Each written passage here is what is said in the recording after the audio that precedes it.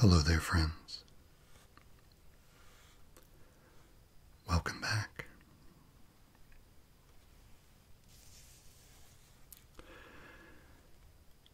I came across a couple of items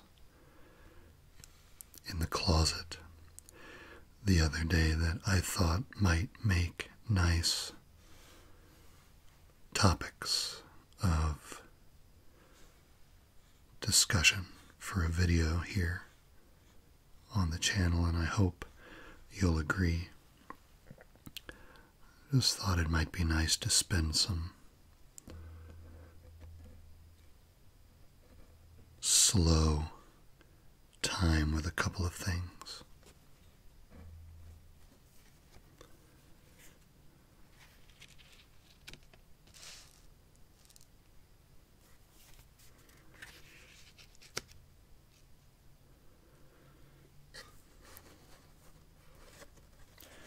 They don't seem connected at first, but they have a personal connection that ties them together. You probably remember from previous videos, particularly the color slides video, that my mom was born in Germany. She met my father when he was stationed over there in the army. And I was rummaging around in a closet recently and came across these things. These three items are black and white postcards that were either sent to my dad or my mom back in the late 50s or early 60s, around the same time when Mom was just moving to the States. And these are some German coins from before the Euro and the European Union, of course. Mom took my brother and me over to Germany to visit relatives back in 1982, and I was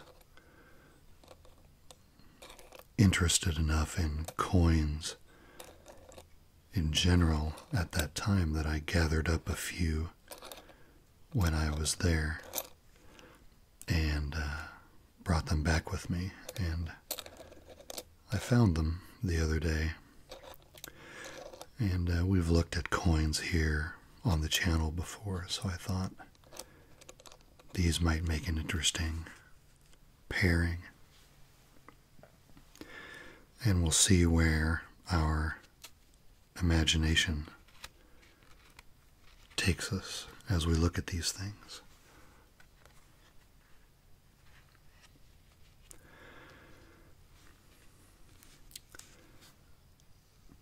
I love right away that these postcards are all in black and white. And that shouldn't, well, that isn't a surprise, of course, given the era that these were from, but in the modern day, when we're surrounded by color and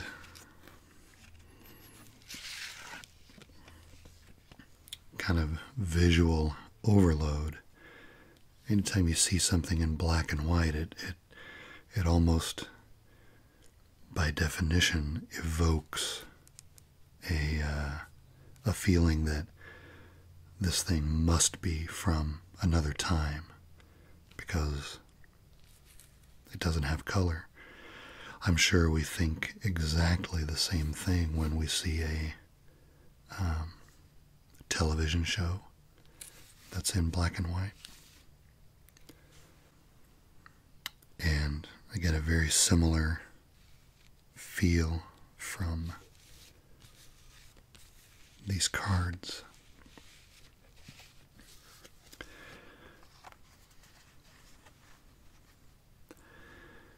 If we try to take a closer look at this one, for example,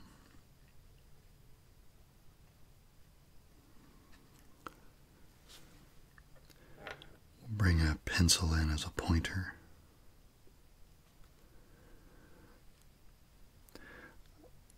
I find myself to be a bit of a sucker for towns that are laid out like this, that have notable spires in them. So if we look here, and if we look here, you can see church spires. Oh, there's one in the foreground right here. Church spires kind of towering over their neighbors, so distinctive, so attention-getting.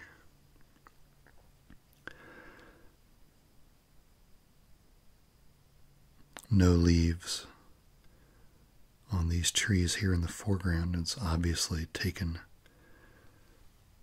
during the winter, with this fantastic mountain range in the back. I confess that some of this is some of my fascination with a picture like this is tied to the geography that I was raised in. I think when you're raised in a relatively flat area, the thought of living in a place with such a picturesque background is just, well, it's exotic, isn't it? Because it's so different, so alien to what you're used to. When we travel, when we're lucky enough to travel to like a place with that's near water, I love spending time near the water. And I wonder if I would feel the same way if I grew up in a town that was on a big lake. Maybe I would take it for granted if that was the case, but I grew up in the Midwest, surrounded by cornfields. So when I see something like this, it fills me with equal parts fascination and envy, I suppose.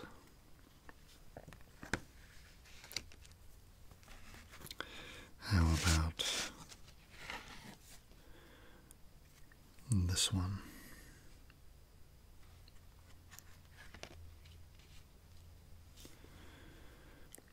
This person clearly has the right idea.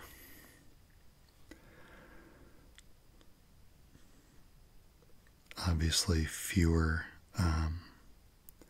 man-made items in this picture, just the solitary fisherman against this amazing backdrop.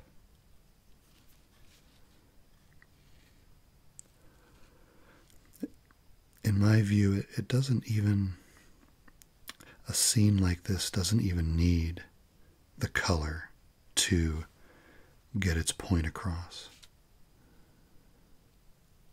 If you've ever been outside, enough, hiking and things like that, surrounded by trees, And those natural combinations of green and blue and brown that you get when you spend a lot of time outdoors. Your brain kind of fills in the blanks, it connects the dots when you see something like this. I'm sure this place would be breathtaking in person, because even in a two-dimensional black and white view like this, it's pretty impressive on its own.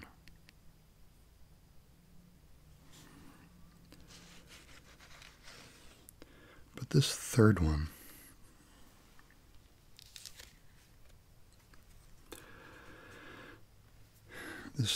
in particular triggers some interesting feelings for me. This is a postcard that shows you 4 scenes from a town called Fürth, which is just outside Nuremberg. This is the town my mom was from. And even though I don't remember a great deal from the last time I was here, knowing that, my mom was from here kind of imprints more meaning on these scenes than there would be otherwise. So it's a personal connection.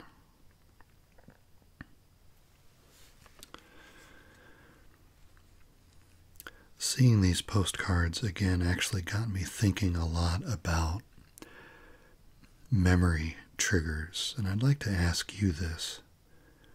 What are things that trigger memories for you? And I hope you'll join in the comments down below in a discussion about this. And what I mean is, I won't make assumptions for you, but I'll tell you that for me, the things that I remember most from my past are glued in place in my memory because there was an emotion attached to them. That means it could be a very good thing or a very bad thing. I usually have a hard time remembering just general run-of-the-mill day-to-day things. But I remember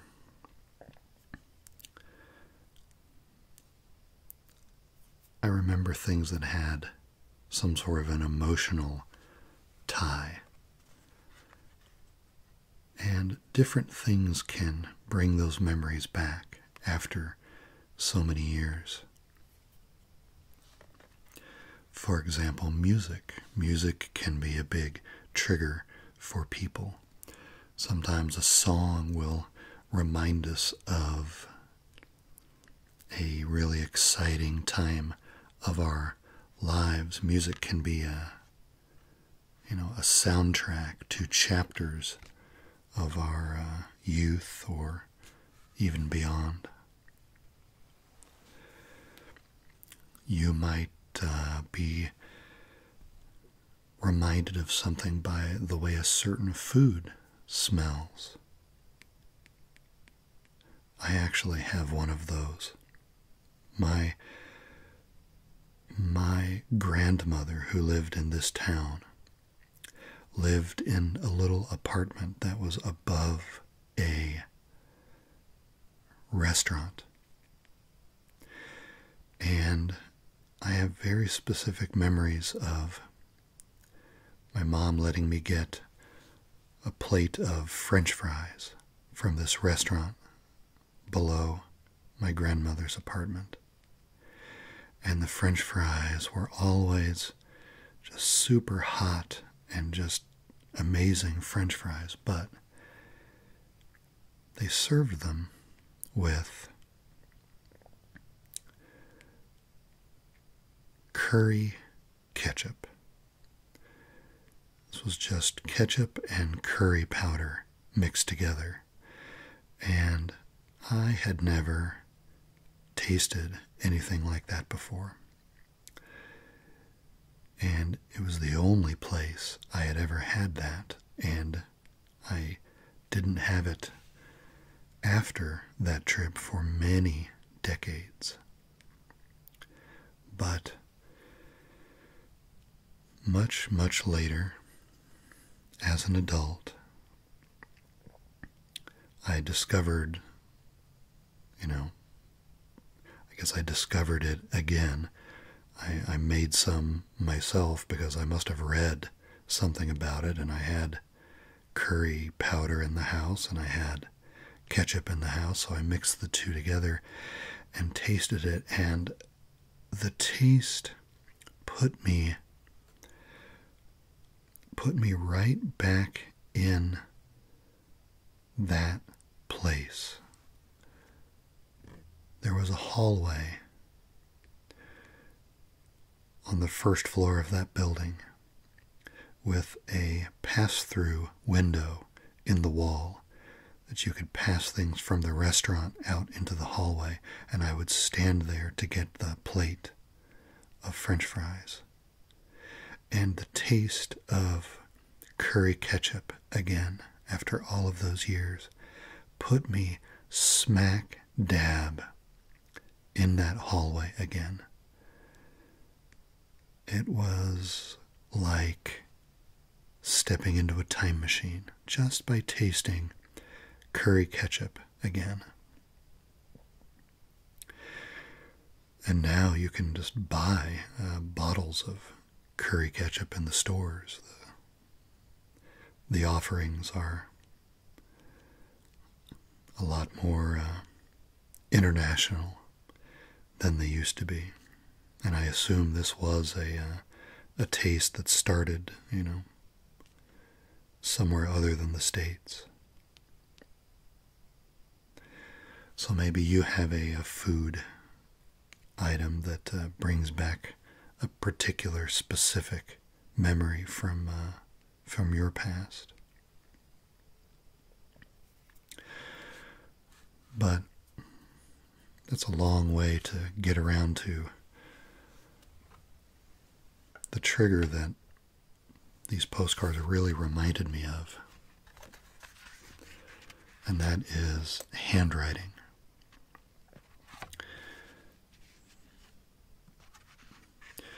Does handwriting ever bring you memories of a special person in your life? And do you think that we're kind of losing handwriting as a visual trigger or a connection to people? When I see something my mom has written on, for example, I recognize that writing, and it reminds me of her. And not only that, it reminds me that the thing I'm looking at or the thing I'm holding is something that, she held at one time, even for just a few minutes. But she connected with that object and imprinted some meaning to it by writing her name. And in the case of a simple postcard, just a greeting to somebody. And growing up, seeing that handwriting, I just can't help but be reminded of her when I see her writing. And it occurs to me when I think about that I know her handwriting, I know my dad's handwriting, I know my wife's handwriting. But I find that I'm a lot less aware or connected to my kids' handwriting, for example, partially because they're growing up in a world where they just don't have to write as much. I mean, they do have to write for schoolwork and stuff like that, but I mean,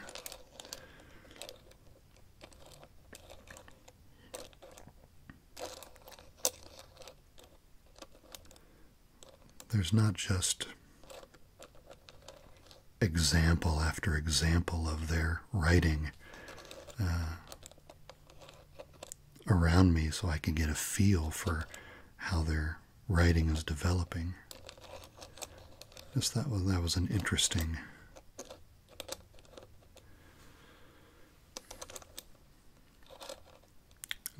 change. I'm curious what you all think about it.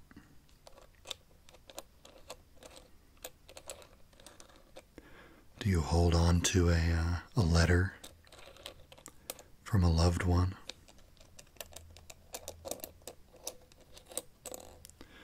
For that very reason, do you find comfort and reassurance in seeing their handwriting and seeing where their hand has been at one point?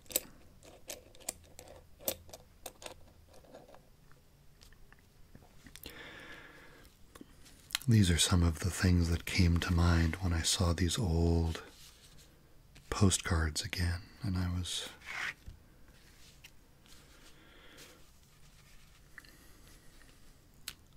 hoping to share those thoughts with you. But like I said, the other thing I found in the bag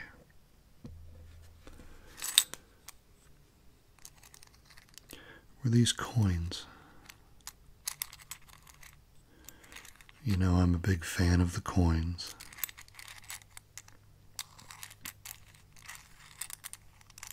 I thought it might be fun to go through these denomination by denomination and take a closer look at what the pre-Euro German coinage looked like. Let's see, in almost every case I have a couple of examples. I think there's only one that I'm missing. And we can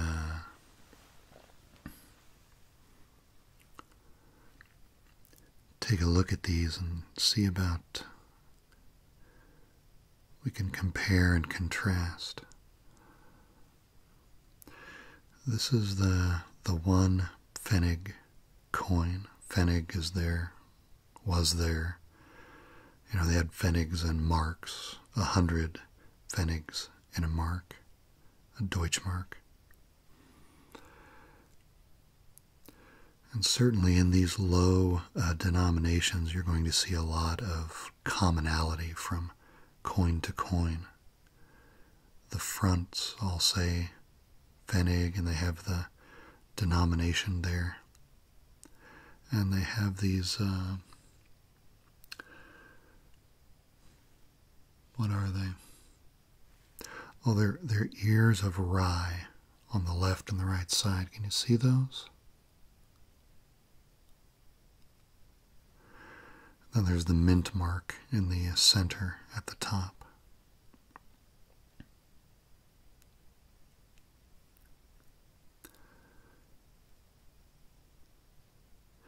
You can see these two are different. The coin on the left is from 1948. The one on the right is from 77. And the inscription on the one on the right says Bank Deutscherländer. And the one on the right says Bundesrepublik Deutschland. I think this inscription on the left was only used in the years 48 and 49. And in 1950 onward, they used Bundesrepublik Deutschland, which means the Federal Republic of Germany. And the little plant in the middle is an oak branch or an oak seedling. You'll see oak everywhere on these smaller coins. I think that's a symbol associated with the Republic, the oak.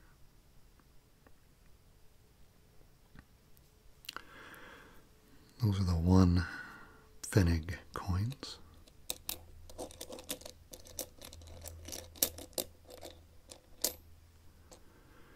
Let's see.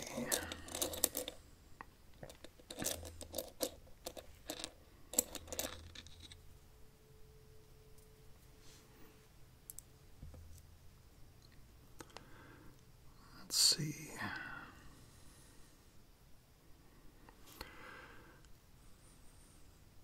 Here we have the 2, and these are steel coins. These small denominations are made of steel clad in copper. You can see the rye leaves again.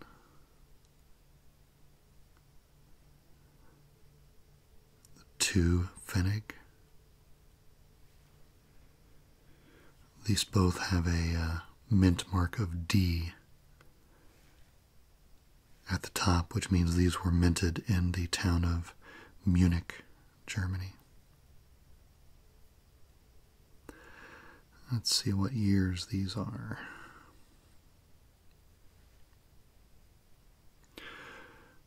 These are both from the 1970s, so they both say Bundesrepublik Deutschland on the back with the oak. One's a little more tarnished than the other.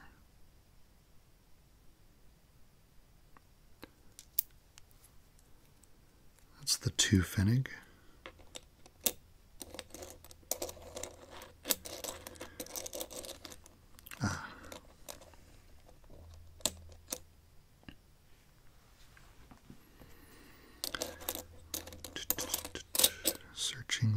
Searching.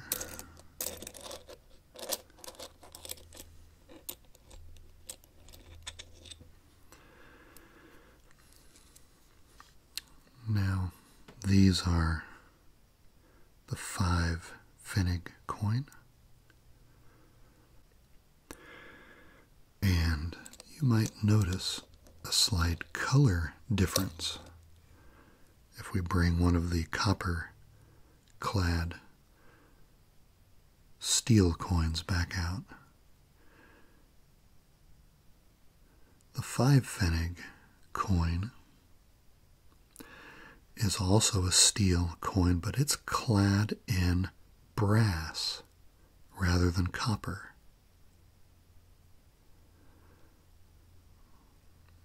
So that's a cool thing. I don't think we have any brass-clad coinage in the U.S. So this is a color for coinage that you don't see here, which I appreciate. Again, same basic design, Pfennig and 5, and the ears of rye.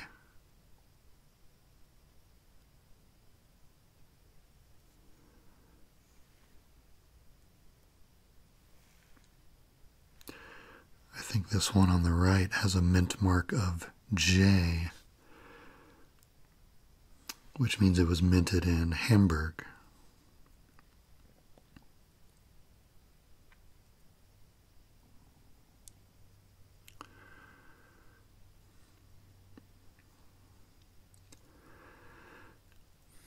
Same thing as before, we have a 1949 here on the right and a 76. So Bank Deutscher Länder here, Bundesrepublik Deutschland here, with the oak.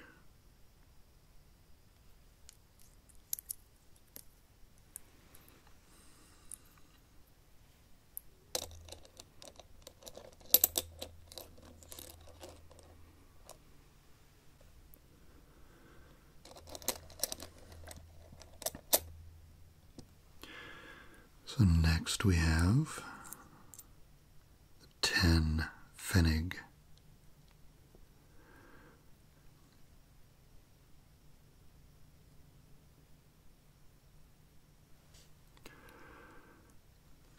This is also brass plated steel, like the 5.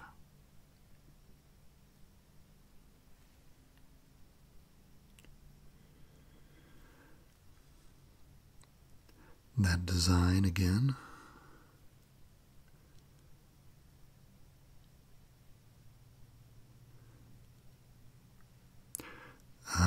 Here we have a 1949 and a 1950. So we see the year where the inscription changed. The oak here on the left is pretty worn.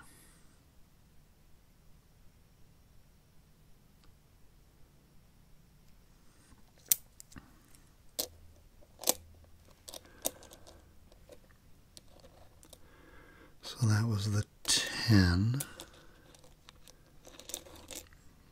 So we're looking for a 50 now. 50 Pfennig, or a half mark. I'm going to rummage around this little stone bowl because we love the sound of rummaging coins.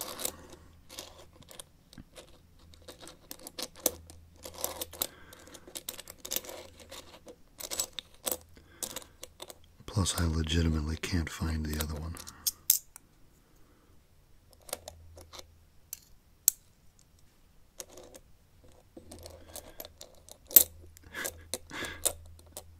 There we go.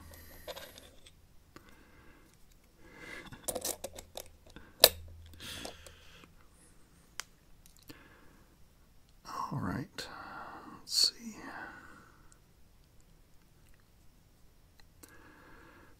So here's the 50 Pfennig coin. So we can see that they have deviated in their design, but we still have the oak. That is an oak seedling being planted by the woman on the obverse of the 50 Pfennig coin. If we take a look on the reverse,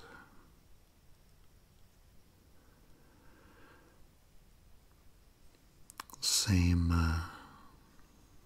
example as before, Bank Deutscher Länder here, Bundesrepublik Deutschland here.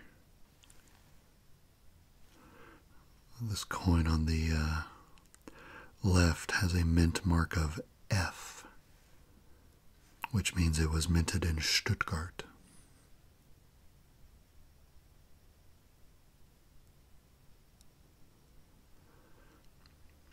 That's the 50 Pfennig coin.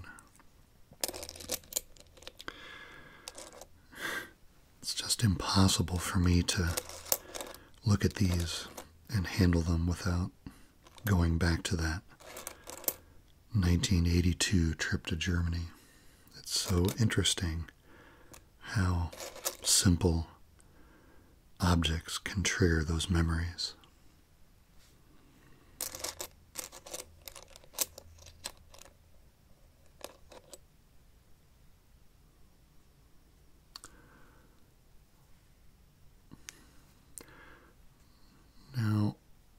here is the 1 mark coin, and I must have lost the other one because I only have one of these now for some reason.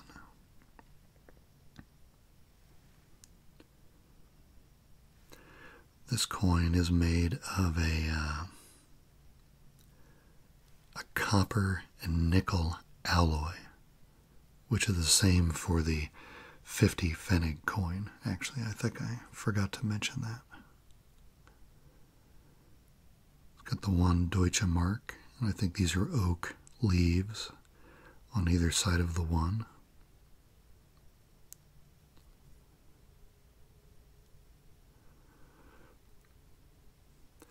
There's the German eagle on the back with Bundesrepublik Deutschland.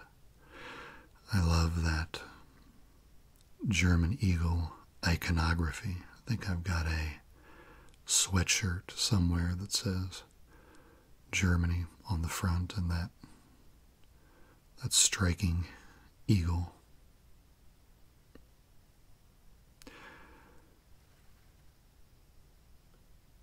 The other thing about this coin, I don't know if I can get this in focus, is that it features some engraving on the edge, little squiggly designs or something.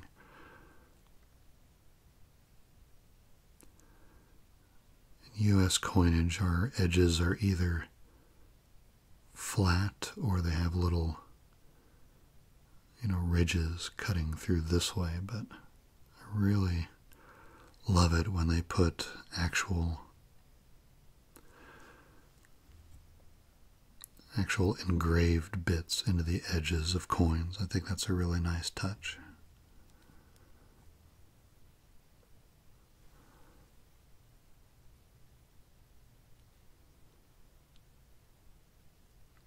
One Deutschmark.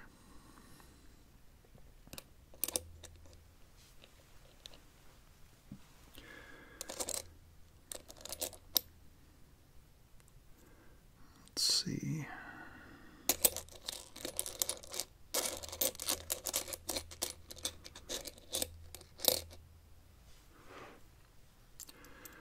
Coins are getting quite a bit bigger now. This is the front and back to the 2 Deutschmark coin.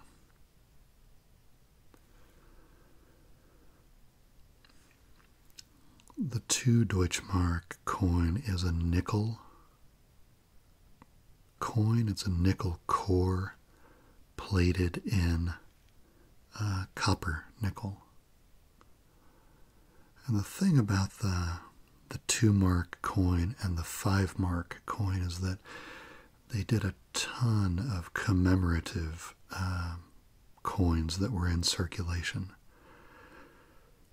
There was a standard 2 mark coin, and then there were a bunch of commemorative strikes where they used one side to commemorate something or other.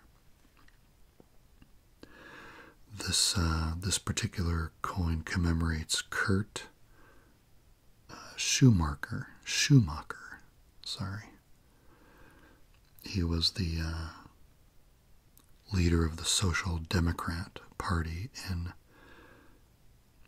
Germany from 45 to 52, and this one came out in 1979, celebrating 30 years of the Federal Republic of Germany.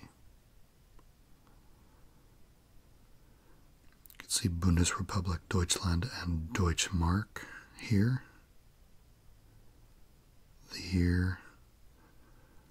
This particular version of the German eagle is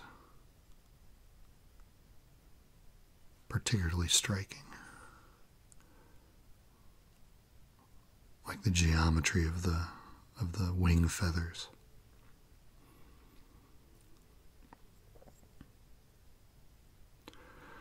Oh, and speaking of edges,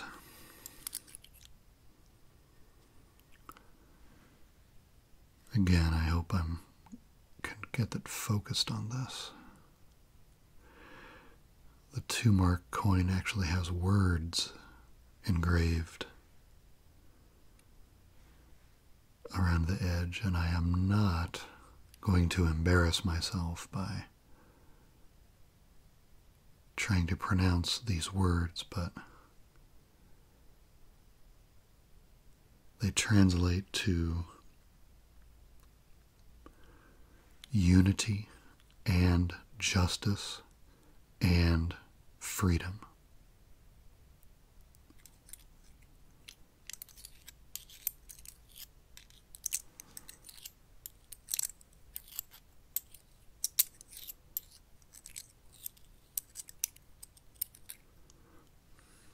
That's the 2-mark.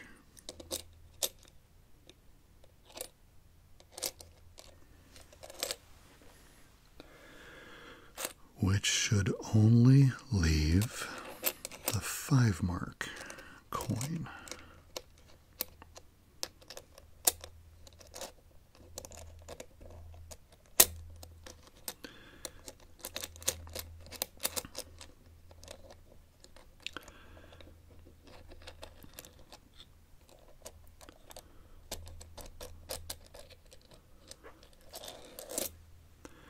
Nearly impossible to remove from the bowl for some reason.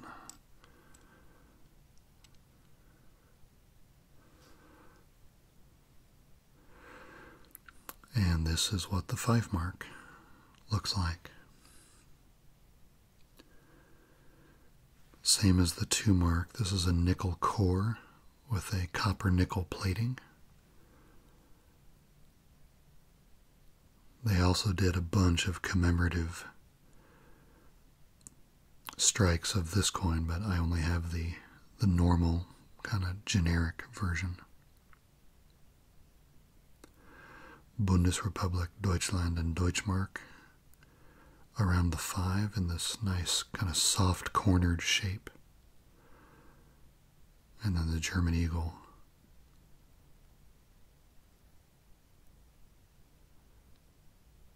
On the reverse.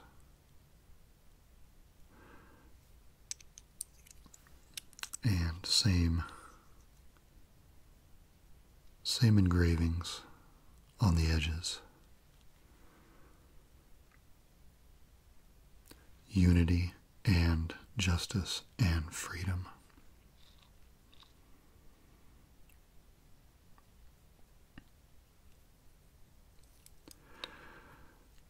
I guess I am guilty of some amount of sentimentality when it comes to these simple coins, because they're not just a souvenir of a trip from many, many years ago, but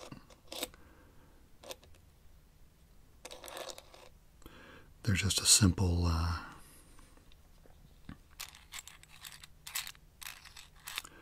reminder of Mom. And I'm sure I'm no different than anyone else in that regard. We like to have reminders of the people that have been important to us along the way.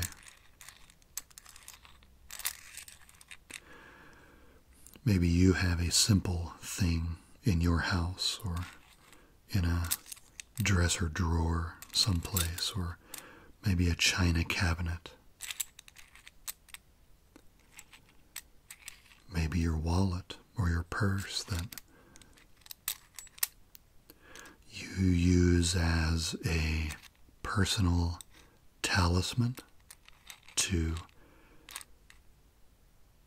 connect you to someone very important in your life. Maybe it's even a ring or an article of clothing. Could be anything, really. We assign meaning to a myriad of different things, don't we? But these are some of mine.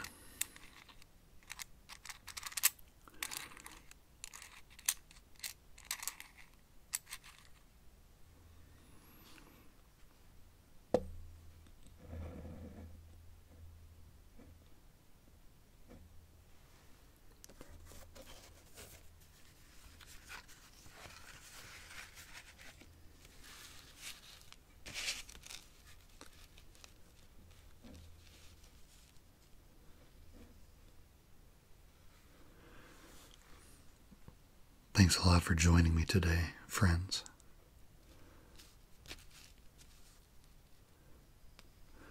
Looking forward to seeing you all again very soon, okay? Be good to each other and take care. Bye-bye.